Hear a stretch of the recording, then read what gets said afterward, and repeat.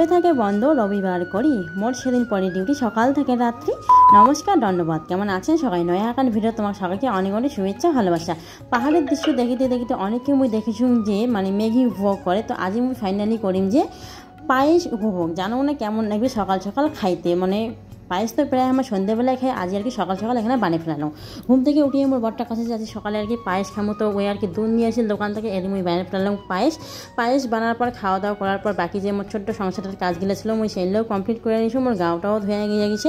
দুপুরে মোর ফাইনালি রান্নাও কিন্তু হয়ে গেছে, মাংস, বেগুন ভাজা আর হচ্ছে স্যালাড ছিল। কারণ মাংস হলে সেরকম মোর বরটা কিছুই লাগে না, মাংস হলে হয়ে যায়। তারপরে খাওয়া দাওয়ার পর রেস্ট নেওয়ার পরেই হচ্ছে আমার দুজন চলে গেলে এখানে ব্যারের কোথায় চল, তো এখানে আজ মুই বিকেলে এখানে ব্যারের আনো, তো ব্যারের আর কি সেই রোড রাস্তা গিলা জেলে মোর বান্ধবীদের সাথে মুই প্রায় যাং।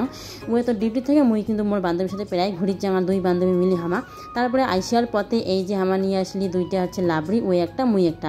তারপরে জেলা মোর বরটা মাংস নিয়েছে, সেলাই মোরকে ছোটো ছোটো মাংসের টুকরোগুলো থুপড়ে গেছে, ওই আগে চাউমিন দিয়ে সন্ধ্যের সময় খাবে। তো এই যে চাউমিন দিয়ে মুই রান্ধে ফেলালাম, কারণ চিকেন চাউমিন তো অনেকবার খাইছে, মটন চাউমিনটাকে ওই একবারও এলাম খাই নাই, যদিও মুইও খাওয়া নাই আর কি।